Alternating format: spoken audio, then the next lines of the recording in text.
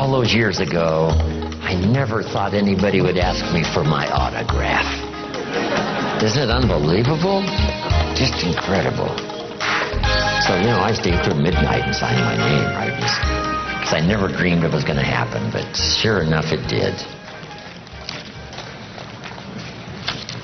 Autographs and Girl Scout cookies. I mean, I'm in the market. I really appreciate it.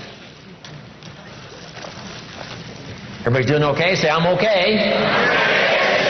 Does anybody have 5 pages of notes already? Okay, I'm sure you're filling up your book. I appreciate that. Okay, we've got a couple of more subjects now to get through, and we got just about 55 minutes to do it. So let's get started. First, let's talk about my version of financial independence. You've heard from Brian. You've heard, some excellent advice. Dennis, these guys are long time experienced, and I'm sure you've got good notes on their presentation. This little bit I, designed long time ago. It's still valid today. Here's one of the major goals to go for: financial independence.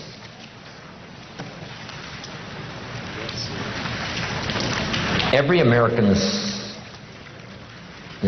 right, privilege to become financially independent. So here's my definition of financial independence. The ability to live, and I'll give you time to write it down, the ability to live from the income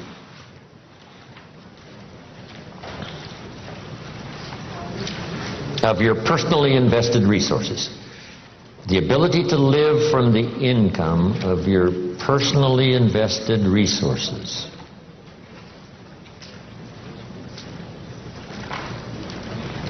That's the simple definition. That from the resources you've invested, the income from those resources, you could live.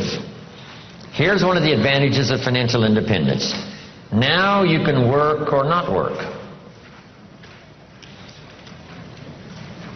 Or you can certainly choose the work to do. Now you can work by choice, not by necessity.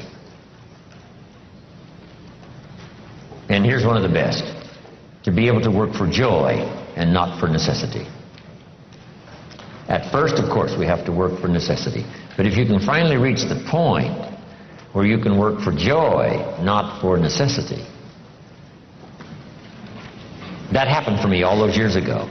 My father kept talking about financial independence, debt-free, no one having a claim on your assets, finally being able to live from the income of your invested resources. I remember the joyful day when that finally arrived. So what I've done now, most of my life, I've had the unique privilege of working for joy, not for necessity. Not that the joy doesn't bring you more income. Not that working for joy doesn't make you another fortune. It certainly has for me, right? Another fortune and another fortune and another fortune. But not because I had to, but because I wanted to. I work now for joy and not for necessity. Key phrase to understand, we should teach this to our children: economics is major. Everyone has to major in economics. Number one, for personal survival. To produce enough to take care of yourself. The first, economics. The next good phrase on economics: it's not what you earn, it's what you do with what you earn that makes the great difference in your financial future.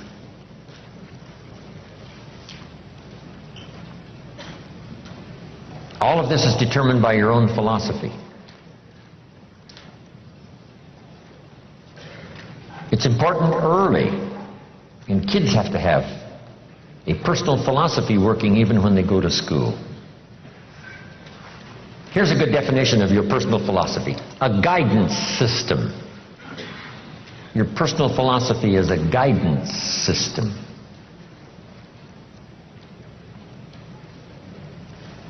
And it does simply two things: helps you to see the opportunities, take advantage of those; helps you to see the dangers, minimize those. And as we learn and grow, we learn hopefully early to spot the dangers so they don't overcome us.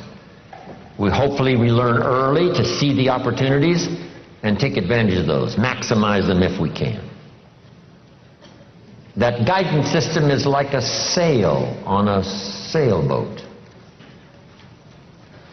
The winds are always blowing, favorable winds, unfavorable winds, stormy winds, economic winds, political winds.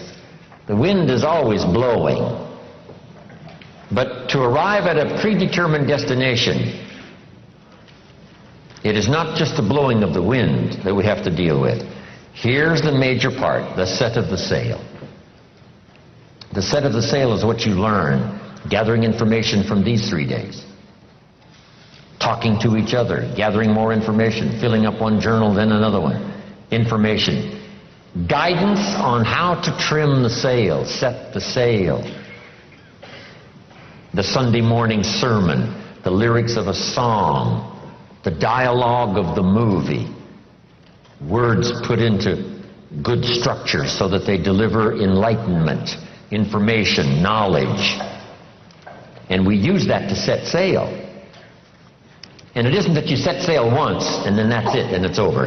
It is a continual setting of sail every day, every month, every year. Setting sail economically, trimming the sail. For your good health, you just have to set sail toward the destination you wish to reach, having good health. Then it's easy to neglect. Then it's easy to slide. Here's one of the better phrases. Everything by longevity tends to get off course. Everything by longevity tends to get off course.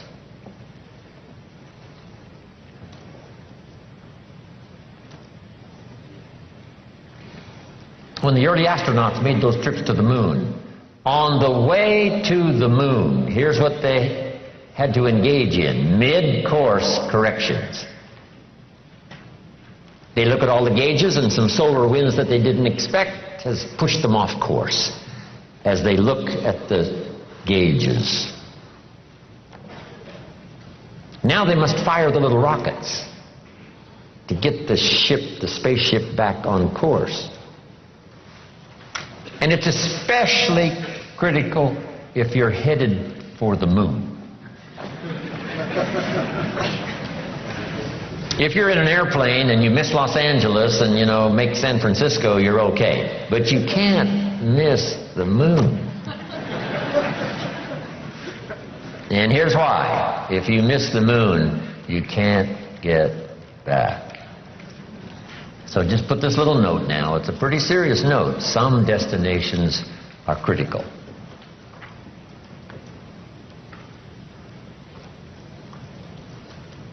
Speaking of going to the moon, we just celebrated that, right? Neil Armstrong and the others.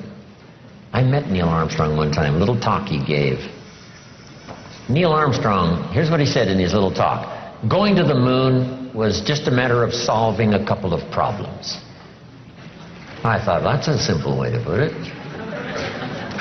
Problem number one, how to get there. And then you just figure that out, how to get there. Problem number two, what? How to get back. That's problem number two, and you just solve that. Now, he said, it's also critical not to leave until you've solved both problems. I thought that was classic. Wow, speeches and information give us so much to chew on, right? Because you know what I did? Some of my enterprises, I figured out how to get in. I didn't figure out how to get out. And some cost me more than I wanted to pay. Just because I, too quickly figured how to get in, did not figure how to get out. Whether it's a lecture like we've engaged in here, hours and hours and hours, or whether it's a simple sermon, one of the most classic sermons I ever heard originated not far from here in the Crystal Cathedral. I used to do little speeches for the positive thinkers breakfast meetings at the Crystal Cathedral, before it was the Crystal Cathedral. Little sessions they had in the morning, right, where you could attend and hear some speakers. I used to do some of those speeches, I don't know, 35 years ago, a long time ago. Possibility Thinkers Breakfast is what it was. His son, Schuler Jr., was giving a classic sermon one morning, and I was privileged to hear it.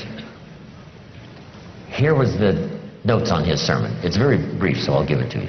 So jot this down. These are great notes. Here was his sermon. Number one, if you think it's impossible, it isn't.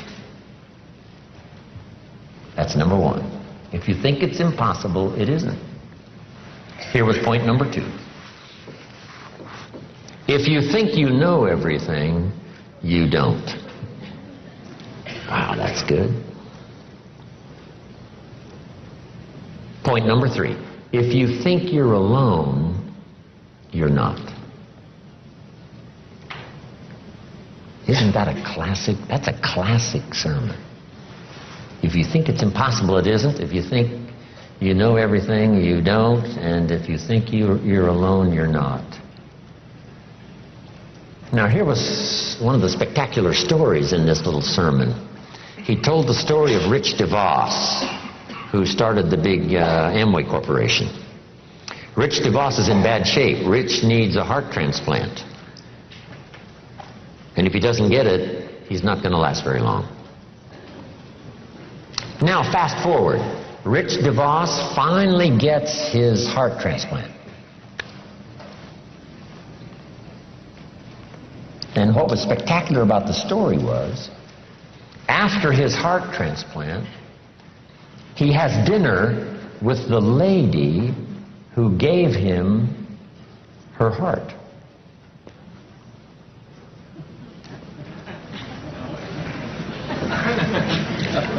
He has dinner with the lady who gave him her heart.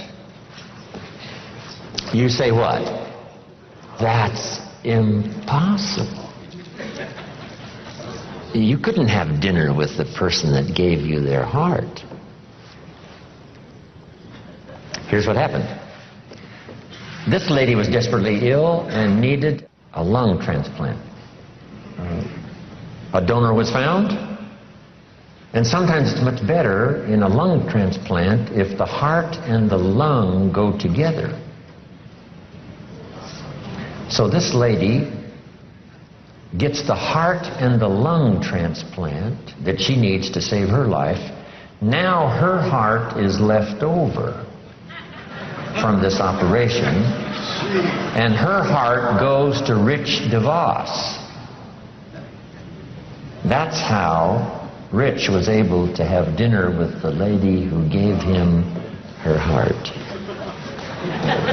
Isn't that a fantastic story? I love those simple little stories. 1, 2, 3. A couple of illustrations. Wow.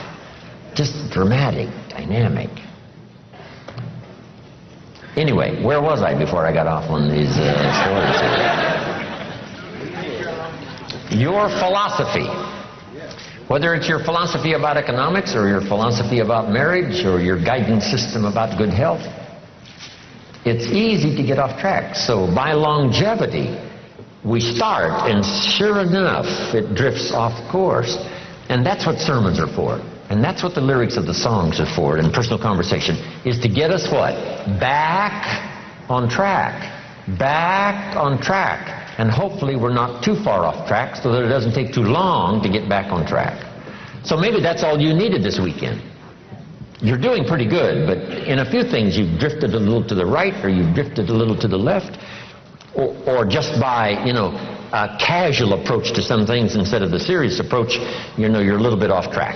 And it doesn't take that long, if it hasn't gone on too long, to get back on track, back on track. But even if it's been a long time, you can start the process overnight. You can start the process, decision-making this weekend could be some of the most important of your life and your future. Not because we have given the seminars, but because the moment was right for you. and somehow it was said okay, and somehow it was delivered with sincerity, and you got the message, and this weekend makes a pivotal turn for you in terms of the set of the sail. Okay, your philosophy. Now, your philosophy about money. Someone mentioned the other day the love of money. What about money? What about success? It's a good debate. I've got a good question, and it's not necessarily a high moral question, but it's a pretty good question. If you could do better, should you? That's not a bad question.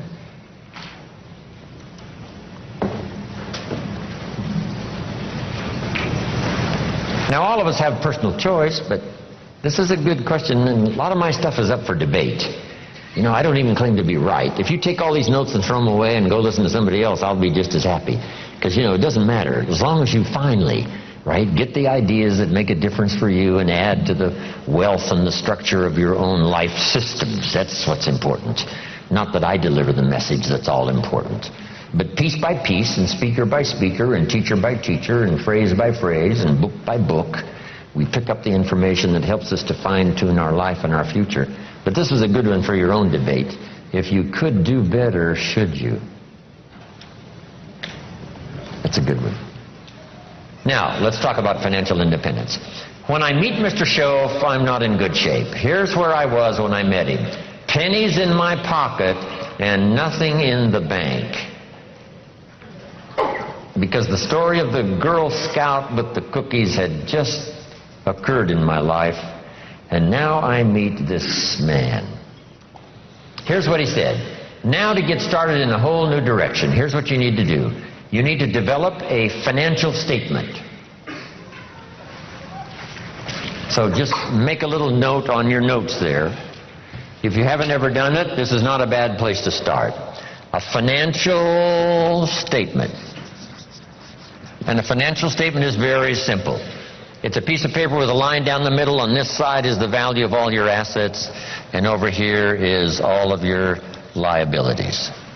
Here's what you've got in terms of worth, and here's what you owe. And then when you add up all of the value of your assets and you add up all that you owe, called liabilities, we come up with what we call now, finally, when you subtract one from the other, your current net worth. Now, this is not your net worth as a father. This is not your net worth as a parent.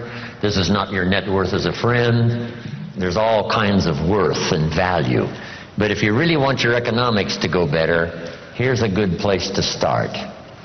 Key phrase, take a picture of where you are. And here's what it's called, the truth. Now, you don't have to publish this in some local newspaper, right? This is all private stuff. But you have to say, you know, finally, there's no use kidding myself. I got to take a picture of where I am. I got to know how good it is, or I got to know what? I got to know how bad it is. I got to know how much I'm on the upside, or how deep a hole am I really in. So this is what I started. It was a simple little program of coming up with my current net worth. My liabilities, that was easy. I owed my parents, I owed. I made the third borrowing on my car, and he was threatening to come and get it, drag it down the road, rear end up in front of my neighbors. So I had plenty of liabilities. On the asset side, I put my furniture even. I put everything I could think of. My shoes. I mean, wouldn't the Salvation Army give me $2 for my shoes? I mean, I am scrambling. And when I did this exercise, guess what it did? It really soberly gave me a current picture of where I was. And guess what? I was unhappy. But here's what's important about the truth. It sets you free. Number one, free to correct old errors in judgment. That's what the truth is for. To correct old errors. After 6 years, I started working when I was 19. And when I took a picture of where I was, it was not a very happy experience. So now, where do we go from here? In putting together a financial statement realizing exactly where we are. No nonsense. This is the real deal. We don't have to share it with anybody, but we do need to know the truth for ourselves. Now here's what we need. Number one, perhaps a new philosophy. Let me give you sort of the simple philosophy of the rich and the poor. Here's the philosophy usually of the rich and the poor. Poor people spend their money and invest what's left. Brian talked a little bit about that, and there's usually what? Not much left. Here's usually the philosophy of the rich. The rich invest their money and spend what's left. It's just a little turn of semantics. But the little turn of semantics is like the turn of the set of the sail that takes you in a whole different direction. To wind up at a good place in 1 year, or a place, of average, mundane, where you don't really want to be. Just that little simple shift of philosophy. So here's the key. Think like the rich. Invest your money first, then spend what's left. Don't spend your money and invest what's left. Now the whole key is lifestyle, and Brian touched a little bit on that. When I gave this little class one time at a school class, the teacher said, you must not, promise people that with a little bit of investment every month that they can, make their fortune, because people nowadays are overloaded. They're spending everything they make. Their standard of living is right up there. And I said, well, this is where it all begins. I said, could we think of someone, and this was a long time ago, of course, that makes $2,000 a month? She said, yes, no problem. We can probably find someone that makes $2,000 a month. What would this couple, this family tell you it takes to pay all the bills and just keep their head above water? And she said, well, $2,000. I said, could we possibly find somebody not far from here that makes $2,500 a month? Right? Maybe even both working combined. $2,500 a month, $500 a month more. What would this family say it probably takes to pay all the bills and keep your head above water? What would they say? Right? $2,500. So I said to her, what happened to this $500?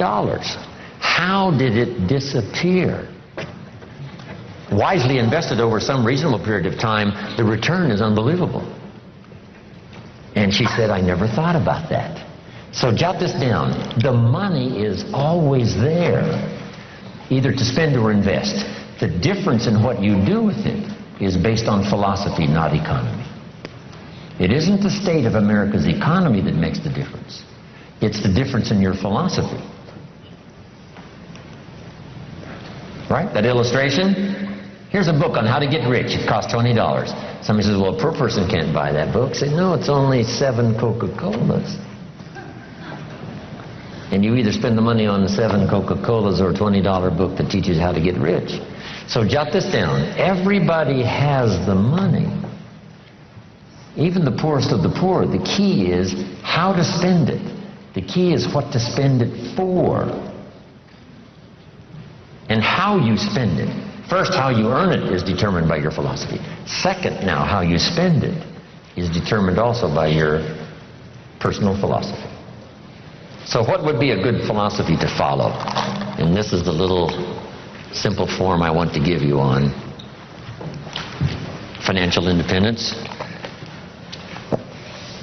wealth for the future. It won't take long now to jot this down. It takes a little longer to go do it, but here it is. What to do with a dollar? If a child asks what to do with a dollar, here's my suggestion. Never spend more than 70 cents. 70 cents. You've got to pick some number, right? This is the number I've picked, right? Listen to Brian, listen to Dennis, listen to me, and then refine your own to suit you. But I suggest don't spend more than 70 cents. Here's where the other 30 cents goes. 10 cents, 10% of your income for charity, church, whatever, supporting worthy projects, teaching children here to become generous. If kids understand generosity, they'll give you 10 cents out of every dollar that they earn. And this is a good place to start. It's easy to give 10 cents out of a dollar.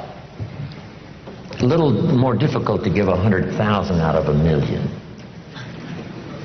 You say, oh, if I had $1 million, I'd give 100,000. I'm not that sure. We better start you early, right? So that when the big money comes, it'll just be automatic. You won't even have to think about it. Okay? All right. So 10 cents for charity and church. Here's the next 10 cents. Active capital. Try to make a profit. It's called buy and sell. I learned to do this starting at age 25. It's how I made my first fortune. Buying and selling. Like the little boy who buys a bottle of soap for $2 and sells it for $3. Active capital means you try to make the profit. Buy a piece of property and improve it and sell it. Active capital. Keep saving up this active capital until you've got some to work with to buy and sell. Make a profit. Now the third 10 cents is passive capital, which means let somebody else use this 10%. You put this to work and see if you can't make a profit. This is to let someone else use it. You are the passive partner in providing the money. They are the active partner in seeing if they can make a profit and pay you dividends and stock increase and whatever. Interest. And that little formula is a good place to start. Now, you might not really be able to start there. I call this the ideal. Maybe by the time you've heard this, you're in such bad financial shape that you have to go here, 97, 1, 1, and 1. That right now you're in a trap. You're caught. And it's going to take you a while to get out. So right now you got to spend 97% of your income, right, for your living and lifestyle because, you know, you're caught. You're obligated. You know, there's no way out. And then the rest of these now are just 1, 1, and 1. The key is to start with something. Now, Mr. Schoaf gave me a comment. It has served me all these years. Here's the comment. It's not the amount that counts. It's the plan that counts.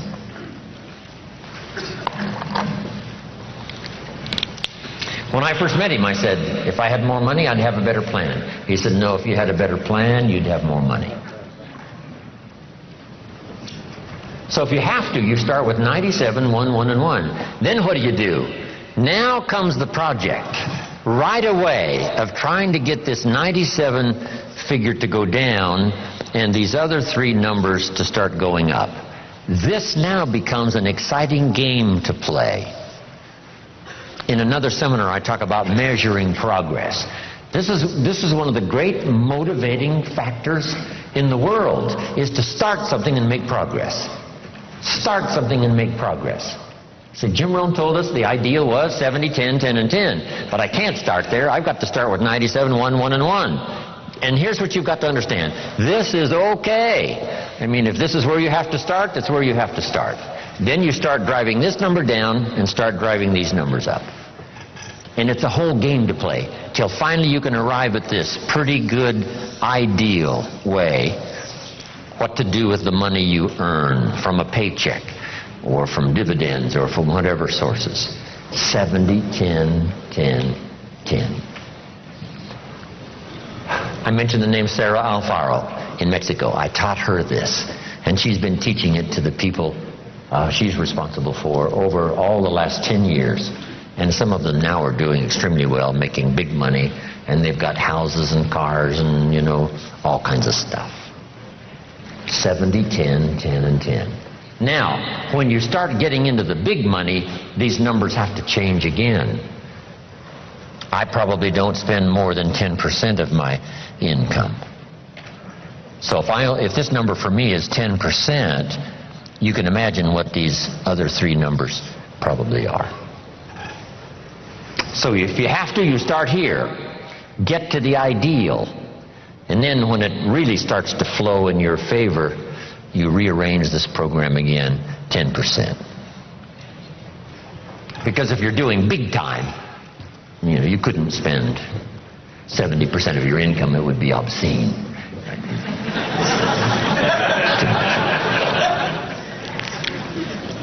So, just a little formula to follow. Now here's the wrap-up, and I've got to get to a few points on leadership before we finish. Here's the next one now. This is only a suggested plan. You know, this is not written in any law. You know, most advantages and benefits for the future are not written in law. There's no law that says you must not have a heart attack. Where is it written? There is no law. That you must demand of yourself. There is no demand that you have a good financial plan that'll safely take care of your family for the future. There is no law. You could be careless and lose it all and finally have to be supported by the state. So there is no law that you must be responsible and have a good financial plan. You must demand it of yourself. So I'm asking you to make that note. It's what we demand of ourselves that counts. There's no law that says you must have a health plan that's going to make you extremely healthy for the next 10 years. There is no law. That you must demand of yourself. And those are the disciplines now that really start to count, the ones you demand of yourself.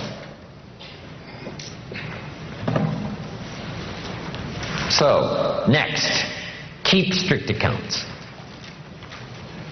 Keep strict accounts.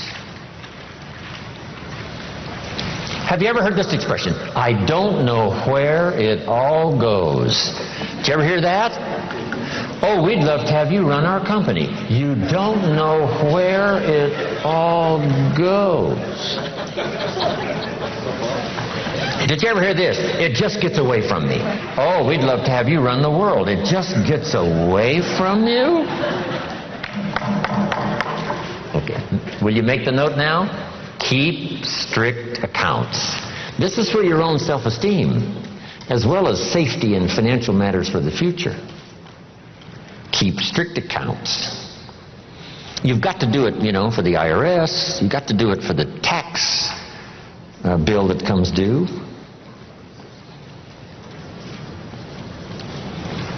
Then there's one more. Be happy to pay your taxes. And this is an assignment that's one of the toughest. I'm trying to finish this book I've been working on for so long. Hopefully I'll get it done one of these days. And the title is, Of Course Kids Should Pay Taxes.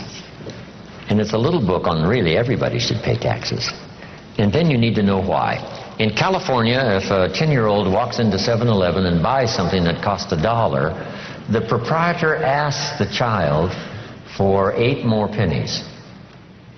Does the child have a right to know how come we're asking him for 8 more pennies? And the answer is yes. The kid says, I'm only 10 years old. And the proprietor says, congratulations, you're my youngest taxpayer. Now the kid wants to know, who gets these 8 pennies? Where does it go? And here's what the proprietor, if he's wise, says. Well, if you want to ride your bicycle on the sidewalk instead of in the mud, you have to pay the 8 pennies. Everybody pays the 8 pennies on every dollar, so that we have streets and we have a sidewalk. So you don't have to ride your bicycle in the dirt and the mud, you got the sidewalk. And now the child understands, okay, here's my 8 pennies. So jot this down now. Everybody has to pay. We can't let anybody off the hook, because all of us are in this together. And you can't build your own section of the street out in front of your home. What kind of equipment would you need to build your own piece of the street out in front of your house? No, you can't do that. So we take these collective needs that all of us need, and we ante up the money, whether it's federal or state or sales tax or whatever it is, so that all of this is taken care of us.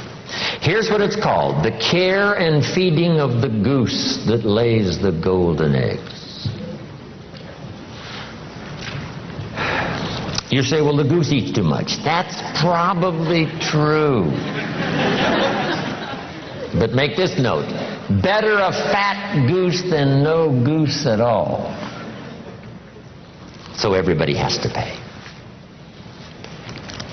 How much do you think aircraft carriers cost? We can't use used missiles.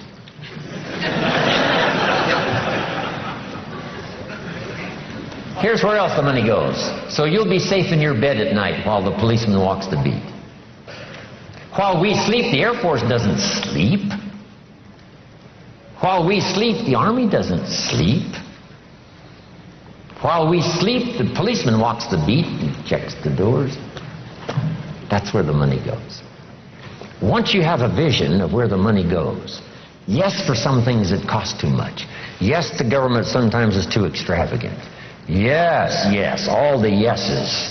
But all those yeses are true for all of us. Sure, the goose might eat too much, but who doesn't? Should we have confession time here today? Say, no. Please let me off the hook. So you got to do the same with the government. Yes, the government needs to go on a diet and slim down and not spend quite so much. That's also true. But it's true of what? All of us. This is the deal. We're in all of this thing together. So finally, when I understood what this was all about, I finally became a very strange creature called a happy taxpayer. That's it. Now, should everybody pay? Let me give you one good illustration that comes from the Bible, and I'm finished. Jesus one day, and I'm an amateur on the Bible, but here's a classic story. The storyteller says, Jesus one day was out in front of the synagogue watching people come in, and with him were his disciples. So Jesus and his disciples are watching people come in to the synagogue. And the custom was, before they came into the synagogue, they deposited a contribution.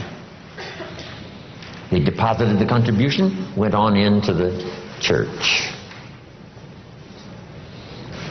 The story says some came with large contributions and went in. Some came with small contributions and went in. And as the disciples and Jesus watched, a little lady came along and she put 2 pennies in the treasury and walked in. And Jesus said, "Look at that." And his disciples said, 2 pennies, 2 pennies, what's 2 pennies? He said, "No, you don't understand. She gave more than everybody else." They said, 2 pennies is more than everybody else? He said, "Yes, because I'm sure that 2 pennies represented almost all of what she had." So since her 2 pennies represented almost all of what she had, she gave the most. What a classic philosophy. Now here's what did not occur. I'm so brilliant, I can give you what the storyteller left out. Here's what did not occur in this little scene. When the little lady put her 2 pennies in the treasury, Jesus and his disciples did not run after her and say, "Hey, hold it, little lady. Hold it, little lady. We've observed what's happened with putting the 2 pennies in the treasury, and we've decided that you're so pitiful and you're so poor that we've decided to give you back your 2 pennies. I'm here to tell you that did not occur. So make this note from this little story. Jesus left her 2 pennies in the treasury, even though it was most of what she had. Wow. That's such a classic lesson in philosophy.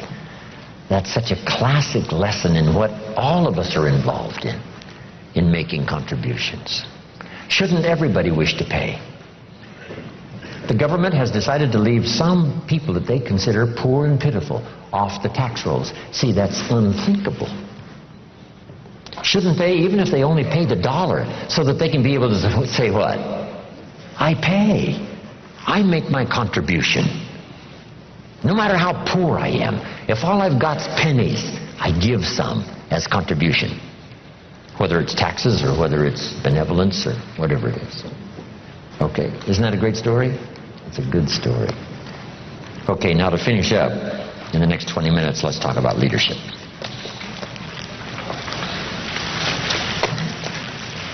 Wish we had a week.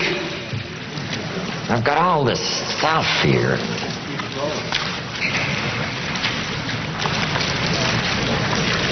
Anyway, Perhaps we'll do this again. Leadership. I got a good phrase for you now on leadership to start with. Here it is. To attract attractive people, you must be attractive. We keep coming back to the same central theme. Personal development is the key to the better future. Success is something you attract. And to attract attractive people, you must be attractive. To attract dedicated people, what? You must be dedicated. To attract positive people, you must be positive. To attract loyal people, you must be loyal. To attract gifted people, you must be gifted. To attract sincere people, you must be sincere. It's a matter of attracting the people you want. That's really the key to leadership. Next, leadership is the big challenge of the 80s. Science, politics, industry, education, sales. Here's one of the most important leadership roles in the future. Parenting. Parenting, mother and father. Or sometimes a single father or a single mother that has to be both mother and father. This is such an incredible challenge. Guess who the great heroes are in our country? Teachers and single mothers. I can't imagine the job. It's almost too tough to imagine. I was coming back once from San Diego back to Los Angeles, and it was 1 o'clock. I'd been to a very late meeting. I stopped by Denny's. 24-hour coffee shop was open. I stopped by Denny's. It's 1 o'clock in the morning, and I walk in to have a little something, piece of pie I think it was, and a cup of coffee. And at Denny's at 1 o'clock in the morning was the Avon lady.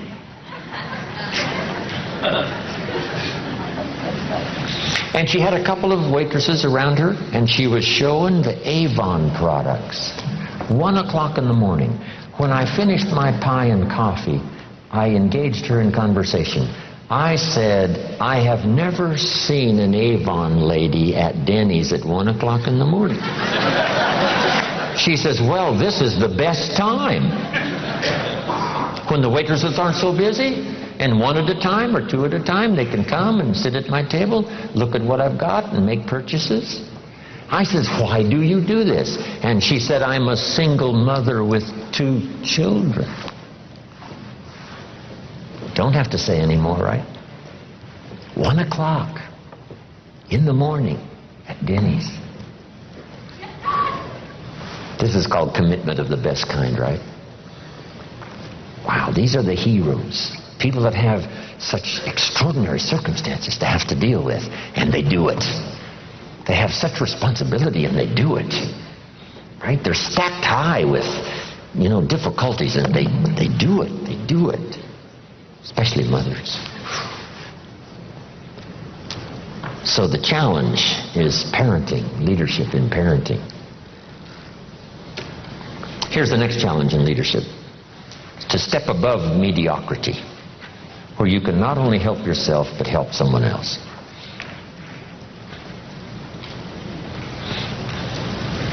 Now, here's the refinement of leadership skills. This is a good list to make. Be strong, but not rude.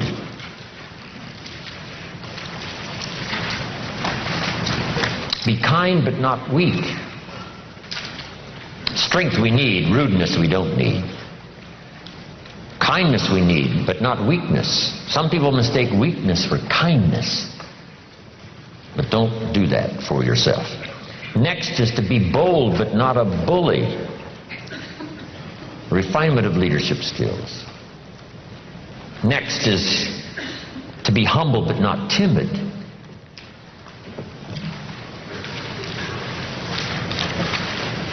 Humility we need. Timidity you must overcome. Drive it into a small corner. Don't let it dominate your life, whatever you have to do. Next is to be thoughtful but not lazy.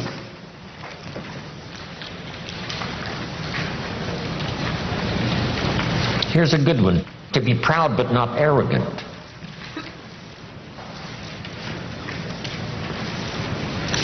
Pride we need, arrogance we don't need.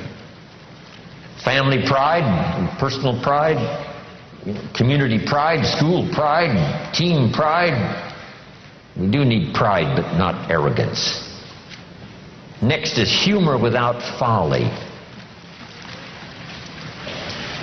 This is part of sophistication everybody needs to work for. Humor without folly. Witty but not silly.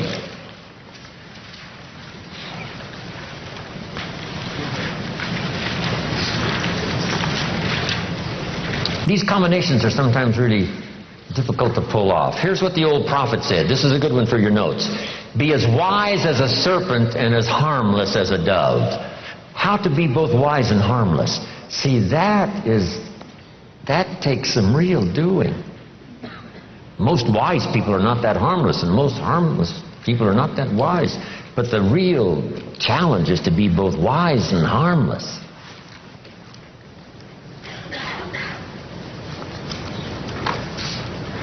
One of the writer of New Testament said, I've learned to be both ambitious and content.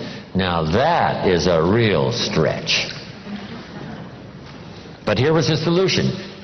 To be content with what you've achieved and ambitious for more. Right? To engage in contentment with what you...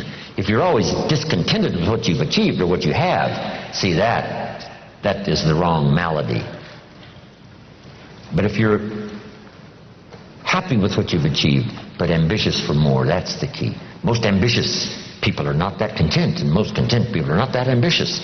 But he said, here's what to strive for, to be both ambitious and content, to be both wise and harmless. Next, in leadership. Here's the major studies for leadership as you continue your journey. Number one, the study of possibilities. Play the what-if game. What if I had the resources to make the investment so my family would be secure and I had reached financial independence? What if? If you engage in the what-if game for the future, what if I took these extra classes? What if I developed these extra skills? What if I really disciplined myself to do more than I've ever done before? What could possibly be the outcome? Engage in that what-if game. What if I found the right people over the next 6 months? What could I possibly accomplish that I haven't accomplished so far? This is good, the what-if game. When I found an unusual financial opportunity, the first night I played the what-if game. By 3 in the morning, I'd made about $3 million.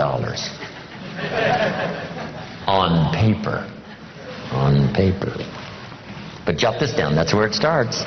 What if I had 2? What if I had 5? What if I had 5 and they each had 5 and we all worked together for this common cause? What could we accomplish? Wow, just play the what-if game. And then that saves you from later having to play this game. If I'd only kept that piece of property instead of selling it. Years and years ago, I owned 10 acres in Carefree, Arizona. I bought it for $50,000, and I sold it for $80,000. I made $30,000. Here's what was tragic. I didn't need to sell it. It is now worth probably over $1 million.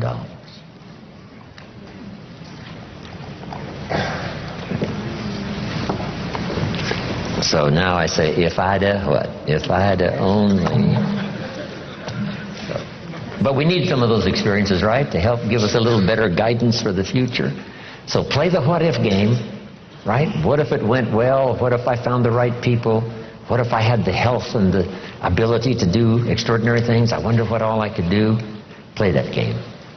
The study of possibility. Here's the next one, the study of opportunity. And you must learn to study opportunity because it comes in subtle forms. I got interested in building organization and recruiting people because I found out people could make you rich and wealthy. Here's one of the greatest economic mistakes anyone can make, especially living in America, not understanding that people can make you rich. When I found the opportunity to do that, it helped me make my first fortune. Recognizing opportunity so that it doesn't come and go. The moment was there and you didn't seize the moment. begin to recognize more opportunity. The opportunity for association. All of my projects have been association, 2, 3 people. Right? The old phrase says if 2 or 3 agree, nothing's impossible. Just not 2 or 300, not 2 or 3,000, just 2 or 3 with a common purpose. You can do the most extraordinary things. Recognize those opportunities. Here's the next. Be a student of ability. If you added one more skill and then one more skill. I started learning extra skills when I was 25 years old, when I met my mentor. One skill led to the next, and one skill led to the next. Finally, my income reached unbelievable proportions, having learned these skills. By the time I was 29 years old, my income had hit about $30,000 a month, which back in those days was so much money. It was unbelievable. I learned those extra abilities, those extra skills. I had no idea when I started how it would compound my income and change my whole financial life and financial future. So have you got that now? Be a student of ability. What if you took on one more skill and then took on one more skill?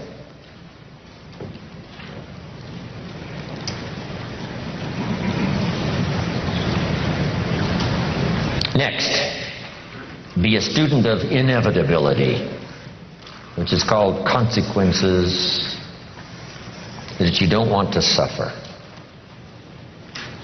If you have a poor diet, it doesn't take that long for the early signs to appear. And if you keep it up, it doesn't take long for the serious signs to appear. The consequences are too deadly. We must be students of inevitability.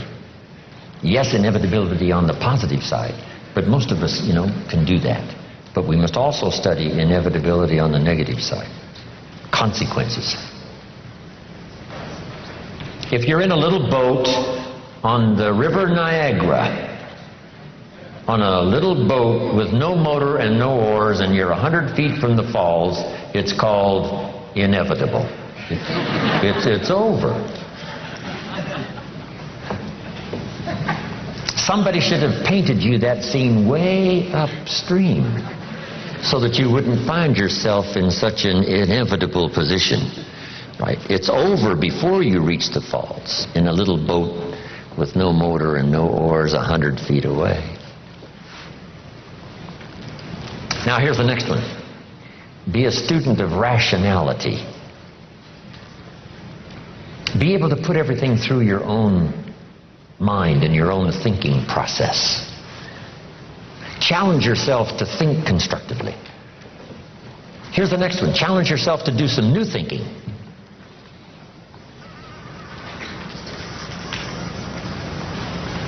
I think it was Einstein who said, the real challenge is how can we use the same thinking that caused the problems now to come up with the answers? So here's what we have to do. Shift gears into some new areas of thinking, new ways of thinking how to solve problems. Not the old thinking that caused the problems, the new style of thinking that creates the answers. Rationality also means, yes, be optimistic, but also be a realist. Here's how it really is. Here's how it could be. Here are the possibilities, but here's how it really is. Take input, but not orders. Abraham Lincoln said, "Since I would be no one's slave, I will be no one's master."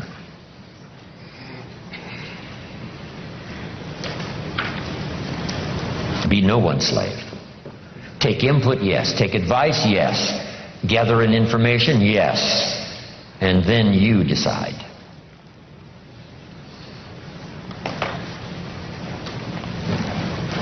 Now make this little list. This is a good list. 5 sources of inspiration. Number 1, deciding. Maybe some of you this weekend have engaged in the decision-making process that is going to send you home with a new phase of inspiration in your life. To start making whatever changes you need to make, amend the errors in disciplines and judgments. Deciding is so exciting once you've decided.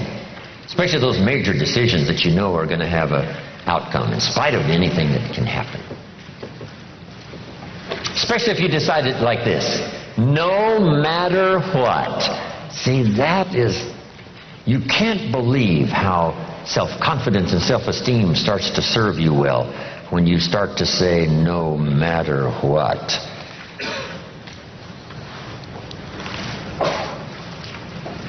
Here's the next source of inspiration. Planning what you've decided. Just start laying it out.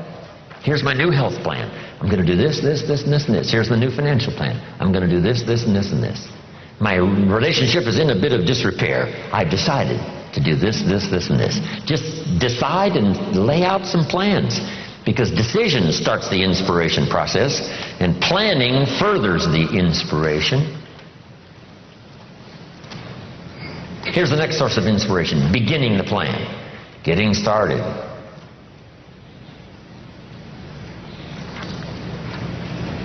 I taught this a long time ago. I haven't for a long time.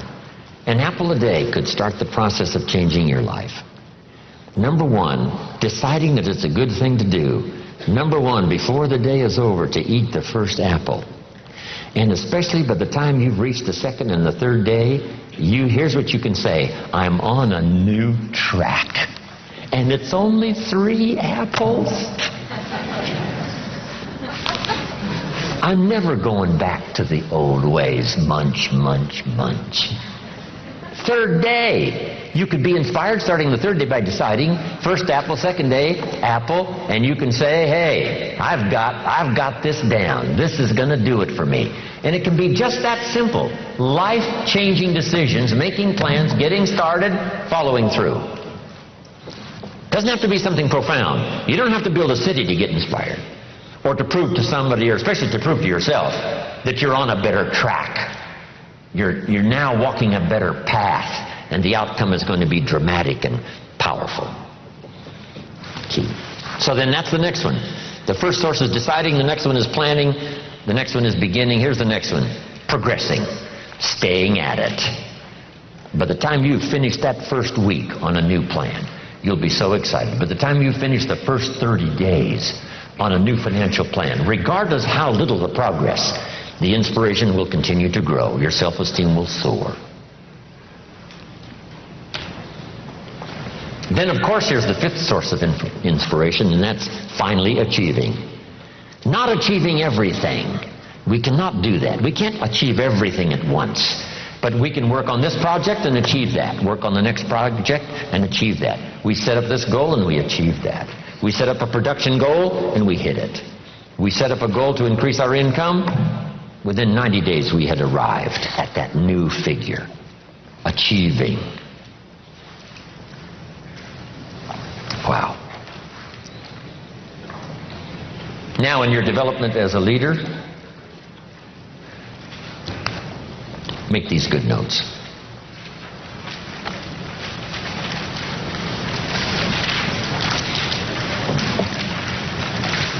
Learn the law of faith.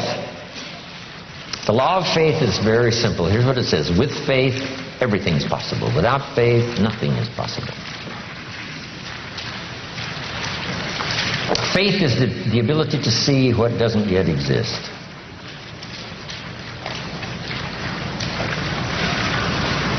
Faith is the ability to believe that it's possible.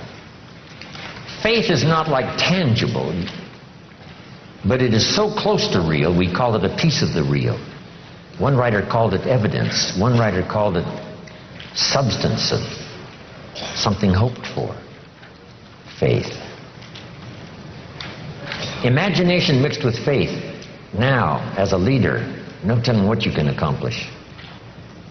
As a father, no telling what you can build.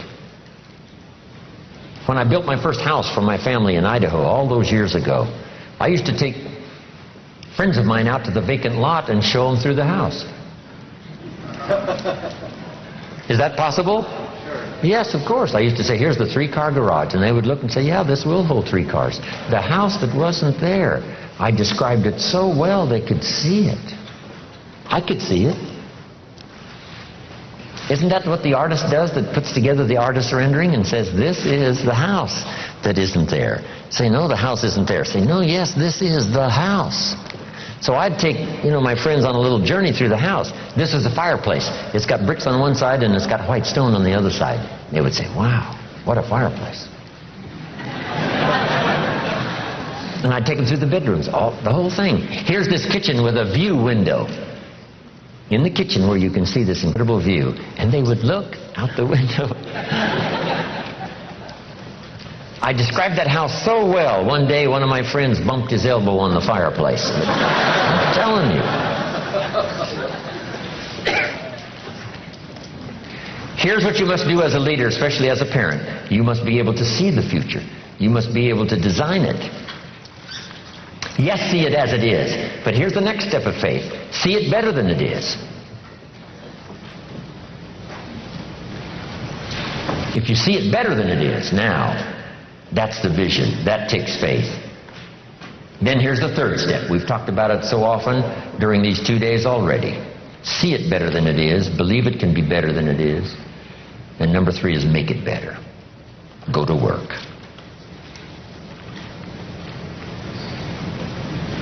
And then a little bit of caution. Don't see it for more than it can become. Plenty is possible without being foolish. What did Brian say? He said, I want to be a millionaire by the end of the week. See, would you give us a little longer? Come on, that's not realistic. There's a thin line between faith and folly. And that's a good one not to cross. Plenty is possible without being foolish.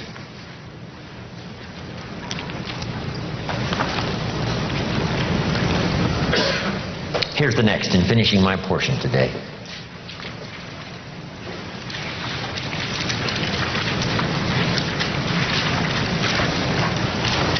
I did a little talk one time on what made me wealthy.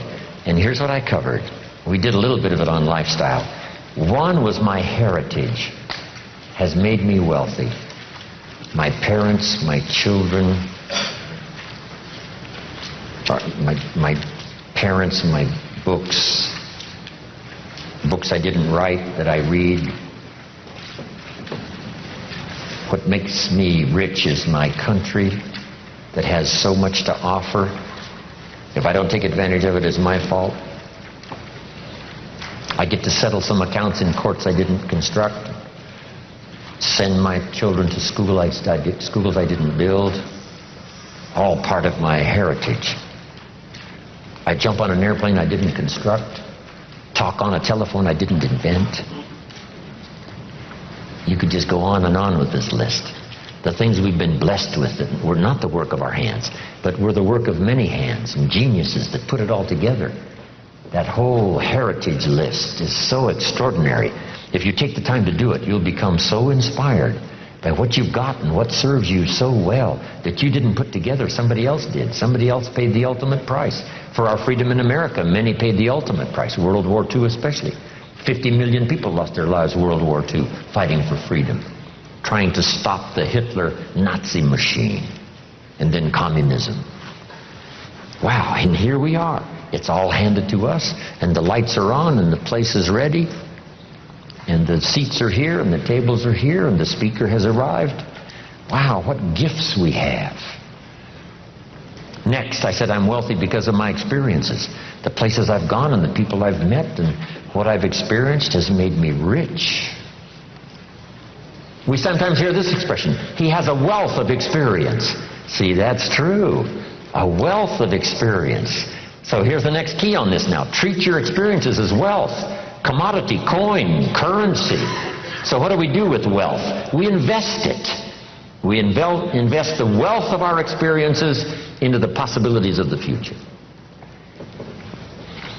Next, I'm wealthy because of my friends and my associates.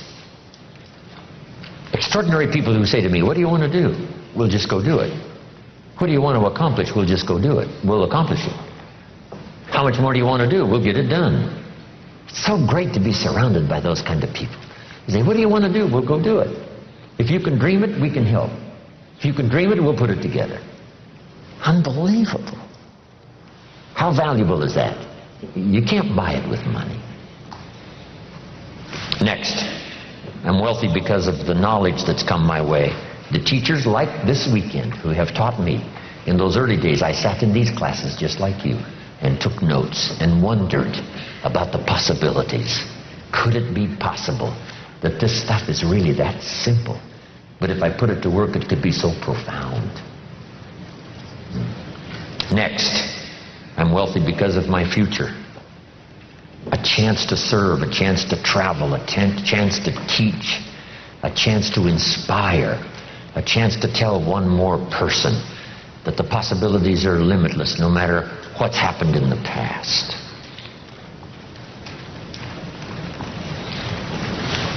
Next, relationships that are extraordinary. Marriage, friendship, those great experiences that have served us all so well. Here's the next. And we've written this somewhere, and some of you may already have it. It says, let others lead small lives, but not you.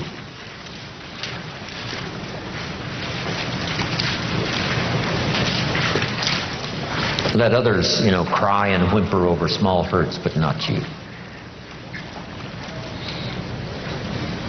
Then another one that really helped me secure a fortune and fortunes after. Here it is. Learn to help people not just with their jobs, but with their lives. I learned early in my accelerated business career to teach life skills as well as business skills, work skills and job skills. Because guess what? We need both, work skills and life skills. Here's the last one. It's a promise from the Bible. Here's what it says. If you work on your gifts, they will make room for you. If you work on your gifts, they will make room for you. They'll make a place for you. You'll be invited to some extraordinary places if you keep working on your gifts. Make yourself valuable, make yourself attractive, make yourself unique. Become a person who has plenty to give and plenty to share, whether it's ideas or money or treasure or time. If you will work on that, you'll have places. Look where my gifts have brought me. From the farm country of Idaho to this magnificent place, to serve and share ideas, my experiences, hopefully that will make a difference.